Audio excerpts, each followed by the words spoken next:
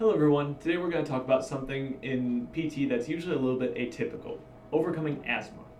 Now I'm going to start with a disclaimer. Different causes and different levels of severity in asthma will of course react differently when it comes to training and how far we can progress. But most patients should at least be able to decrease their dependence, if not entirely eliminate the need for certain medications when it comes to handling asthma with exercise therapy.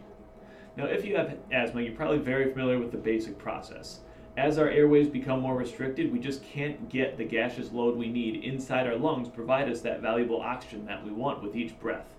But when we get down to the microscopic level, that's actually something we can change with exercise, and that's where things get exciting. You see, what's most important about our body is not how much air is in our lungs, but how much oxygen is attached to the blood cells in our bloodstream. So, when blood gets pushed through the lungs, it's picking up oxygen at every step. But the efficiency of how much blood is moved through the lungs is actually one of the most important parts, and that's what changes when athletes are training for cardiovascular health. They're training the efficiency of that cardiovascular system to make a good, fast exchange, so that as much blood is oxygenated within each breath and each beat of our heart as possible.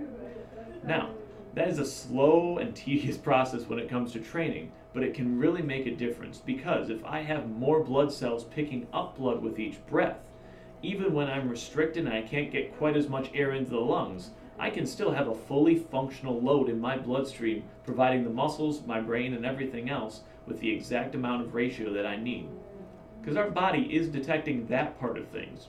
We're not detecting how big our breath was, but how much is in our bloodstream at each time. And like I said, this is a chronic change. That time and training that it takes is often best performed with somebody watching you, especially for the safety aspect of all of this. But the great news is that you really can make a pretty good difference in things. Like I said, I can compete in multiple sports without need of an inhaler to this day, which is absolutely great for me. Now, I'm not saying everyone can get to that level, because everybody's asthma is slightly different in terms of how bad and what is causing it. But a good cardiovascular system can make a huge difference in terms of quality of life, and that's always great to have.